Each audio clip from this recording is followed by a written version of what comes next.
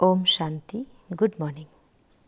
आज मीठे प्यारे बाबा 4 अगस्त 2023 की मुरली है।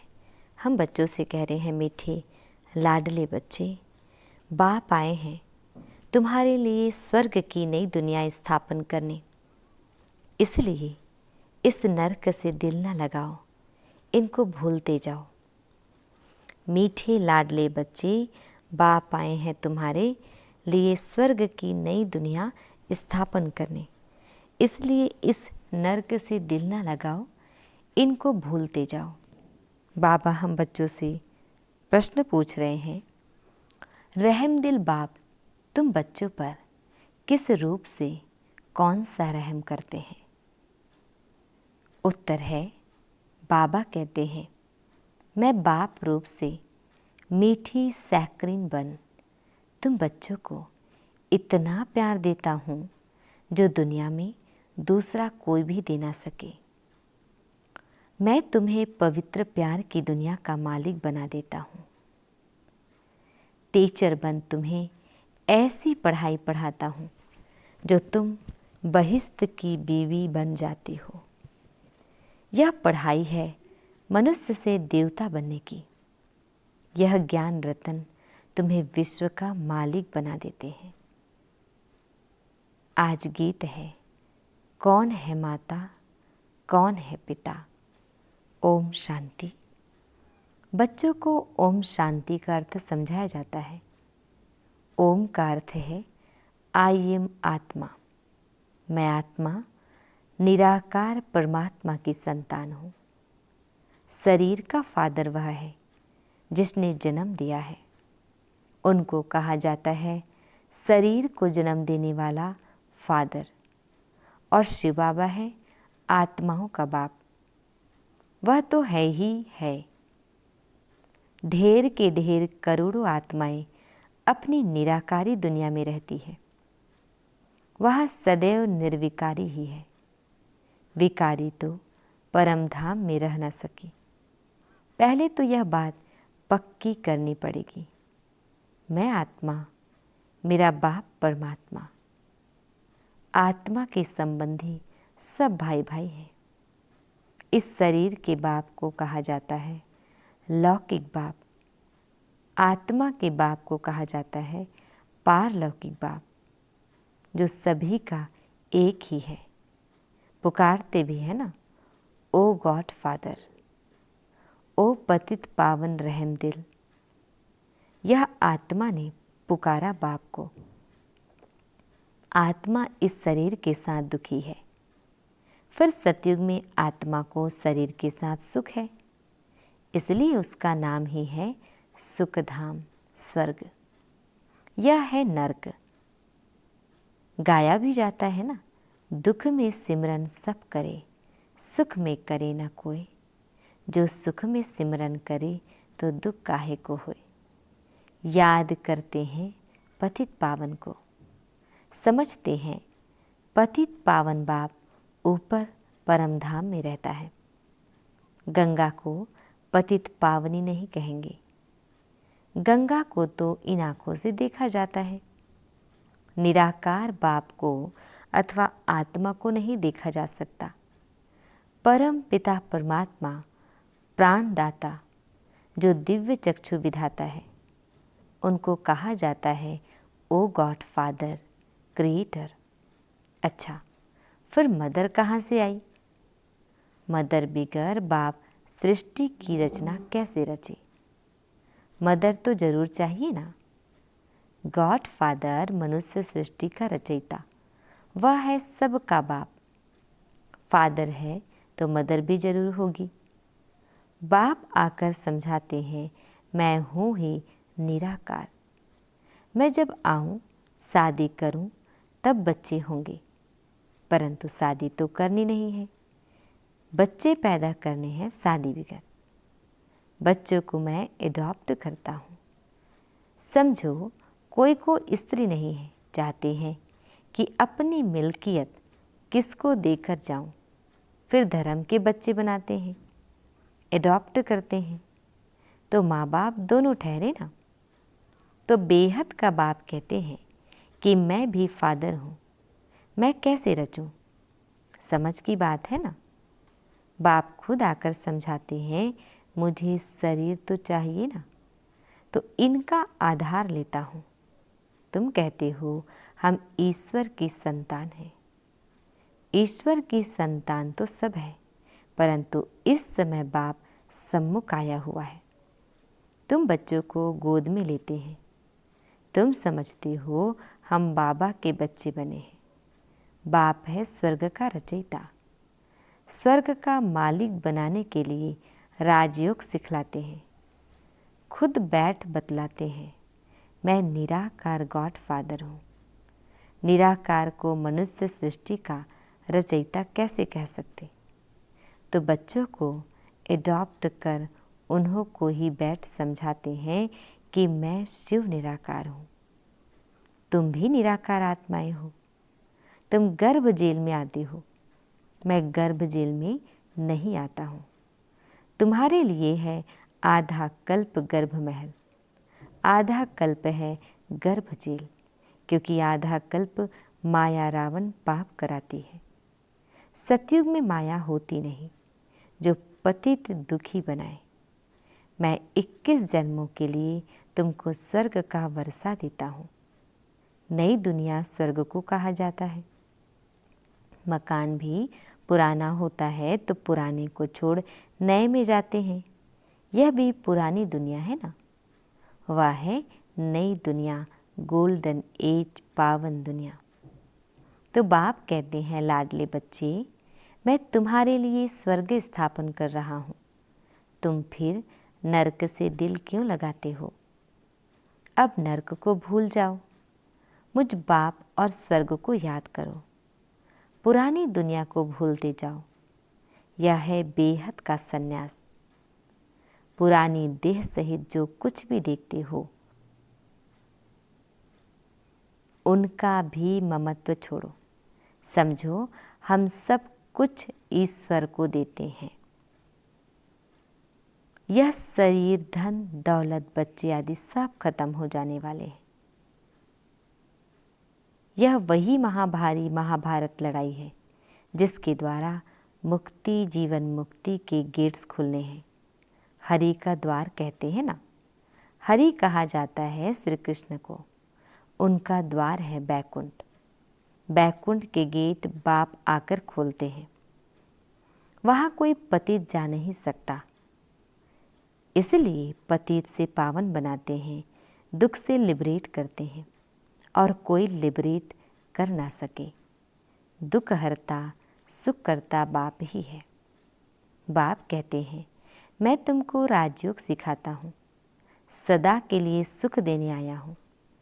मैं तुम्हारे लिए बैकुंठ हथेली पर लाया हूँ। तुम राजयोग सीखकर मनुष्य से देवता बनते हो।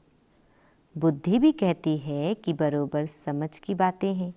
समझो यह पुरानी दुनिया है, फिर यह नई बनेगी। सर्वशक्तिमान एक ही बाप है जो अपनी शक्ति से स्वर्ग का मालिक बनाते हैं, चाहते भी हैं एक राज्य हो, ऑल माइटी अथॉरिटी राज्य हो। सो तो सतयुग त्रेता में अटल अखंड सुख शांतिमय देवी देवताओं की राजधानी थी। कोई विघन नहीं था। उनको अद्वैत राज्य कहा जाता है। दूसरा धर्म ही नहीं जो दुखी बने। अभी देखो, भल क्रिश्चियन एक ही धर्म के हैं तो भी उन्हों की आपस में बहुत लड़ाई होती है, क्योंकि माया का राज्य है। सतयुग में माया होती नहीं। अभी कहते हैं, ओ गॉड फादर रहम करो। बाप कहते हैं, रहम तो सब पर करूँगा। सब बच्चों को पापों से मुक्त करता हूँ, अर्थात पतित दुनिया से लिबरेट करता हूँ। तुम सब आत्माओं को ले जाता हूँ निराकारी दुनिया में। बाकी शरीर तो भस्म हो जाएंगे। नेचुरल कैलेमिटीज़ गाई हुई है, आसार भी देख रहे हो, फैमन पड़ना जरूर है। अब बाप कहते हैं, इस छीछी दुनिया से ममत्व तोड़ो। बेहद का बाप है सैक्रीन। कहते हैं, मैं जो तुमको प्यार करता हूँ सो कोई कर ना सके। अभी तुमको पवित्र दुनिया का मालिक बनाता हूँ। राजाई के लिए तुम पढ़ रहे हो। एम ऑब्जेक्ट बुद्धि में है। नया तो कोई समझ ना सके जब तक कि कोई बैठ उनको समझावे। एक हफ्ता बैठ समझे कि मनुष्य से देवता बनना है, इसलिए बाप को जादूगर कहा जाता है। ज्ञान रत्नों से मनुष्य को देवता बनाता हूँ। उनको रत्नागर, सौदागर, मुसाफिर भी कहते हैं। तुमको आकर स्वर्ग की महारानी महाराजा बनाते हैं। मुसाफिर कितना हसीन है। तुम जो कोई काम के नहीं थे, अब तुमको पढ़ाकर बहिश्त की बीबी बनाता हूँ। तुम जानते हो हम सूर्यवंशी, चंद्रवंशी बनने के लिए पढ़ रहे हैं। परमात्मा पढ़ाते हैं। तुम यहाँ क्या पढ़ते हो? तुम कहेंगे मनुष्य से देवता बनने के लिए पढ़ रहे हैं, क्योंकि यह आसुरी गुणों वाली मनुष्य सृष्टि विनाश होने वाली है। कहते भी हैं मुझ निर्गुण हारे में कोई गुण नहीं। तो वही रहम दिल बाप बैठकर तुमको पढ़ाते हैं। सभी धर्मों वाले एक निराकार बाप को ही परमात्मा मानेंगे। मनुष्य भल गॉड फादर कहते हैं, परंतु जानते नहीं कि वह कौन है, कहाँ आते हैं। अभी तुम जानते हो वह पुरानी पतित दुनिया में आते हैं, क्योंकि पावन दुनिया स्थापन करते हैं। पुरानी दुनिया को नई दुनिया बनाते हैं। नई दुनिया में तो सुख ही सुख है। बाबा कहते हैं नई दुनिया स्थापन करने कल्प कल्प मुझे आना ही है। यह तो बुद्धि समझती है कि रात के बाद है दिन, फिर चक्र में कलयुग आता है। कलयुग के बाद फिर सतयुग जरूर होगा ना। तुम बच्चों को कहा ही जाता है स्वदर्शन चक्रधारी। आत्मा जानती है मैं 84 जन्म कैसे लेती हूँ।